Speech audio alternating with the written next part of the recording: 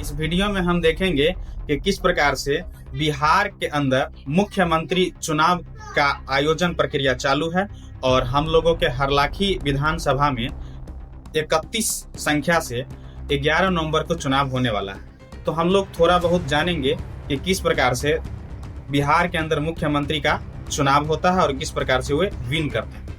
हम कुछ बच्चों से क्वेश्चन भी जान लेते हैं कि आखिर मुख्यमंत्री कैसे बिहार के अंदर बनता है और उसका चुनाव कैसे होता है। तो हम कुछ बच्चों से पूछना चाहेंगे। आशीष, बताओ, तुम्हारा कोई क्वेश्चन है इससे संबंधित? Yes sir. बोलो सर, बिहार में मुख्यमंत्री पद का चुनाव कैसे होता है? आशीष का क्वेश्चन है कि बिहार में मुख्यमंत्री पद के लिए चुनाव कैसे होता है। यहाँ पर हम थोड़ा डायग्राम बनाए हैं। चुनाव हमारे बिहार के अंदर 11 नवंबर को होने वाला है और बिहार विधानसभा में 243 सीटों पर चुनाव होता है, जिसमें 243 सीट पर विधायक किसी मैन जो सीएम पद का उम्मीदवार होते हैं वो अपने विधायक को उतारते हैं, जिसमें जैसे मान के चलिए तेजस्वी यादव हो गया, नीतीश कुमार हो गया और प्रशांत किशोर है जो ये निर्दलीय से लड़ते हैं। नीतीश कुमार गठबंधन का सरकार है, ये बीजेपी से लड़ते हैं, यादव कांग्रेस से समर्थित। इसके बाद प्रशांत किशोर 243 सीटों पर अपने विधायक को लड़वाएगा टिकट दे करके और उसमें से मिनिमम 243 का आधा 121.5 यानी 122 सीट कम से कम लाना होता है। और ये नीतीश कुमार भी इससे इतना सीट अगर ले आते हैं कोई भी व्यक्ति तो वो विन कर सकते हैं। और दूसरी बातें हैं कि इसमें थोड़ा बहुत कम सीट भी हो सकता है, इससे आगे का सीट पे चुनाव नहीं होता और इस प्रकार से जिसका सीट ज्यादा आएगा वो मुख्यमंत्री बन जाएगा। इसके बाद और बच्चों से हम क्वेश्चन जान लेते हैं। इम्तियाज है। 11 नवंबर को वोट है, अगर कोई व्यक्ति वोट ना दे तो उसके साथ क्या होगा? बहुत अच्छा क्वेश्चन किया है इम्तियाज ने।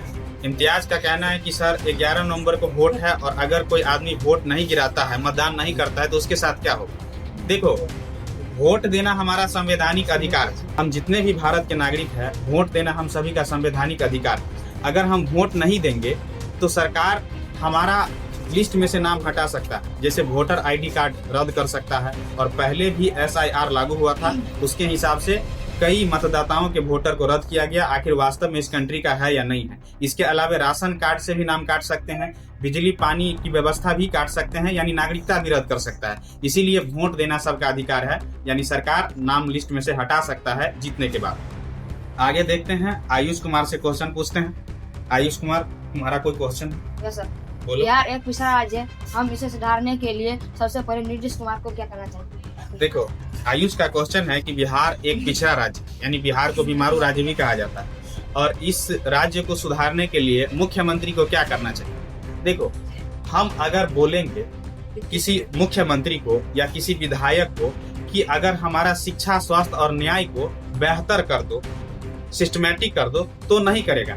इसीलिए हमारा कहना ये है कि अगर शिक्षा और स्वास्थ्य को सुधारना है तो सरकार से ये मांग किया जाए कि जितना भी नेता लोग हैं, चाहे वो वार्ड सदस्य में लड़ता हो, चाहे वो प्रधानमंत्री के पद पे लड़ता हो, वार्ड सदस्य से लेकर प्रधानमंत्री तक के जितने के बाल बच्चे हैं सब सरकारी स्कूल में पढ़े और सरकारी स्वास्थ्य केंद्र पर ही इलाज कराएं, यानी सरकारी अस्पताल में ही इलाज कराएं। इसके अलावे जितने भी सरकारी कर्मचारी हैं, चाहे वो चपरासी हो, चाहे वो IAS ऑफिसर हो, सबके बाल बच्चे सरकारी स्कूल में पढ़ना चाहिए और सरकारी हेल्थ केयर में इलाज करवाना चाहिए।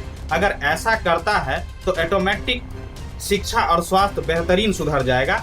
हम लोगों को सुधारने की और की जरूरत नहीं पड़ेगी। धन्यवाद। तो नेक्स्ट वीडियो में हम देखेंगे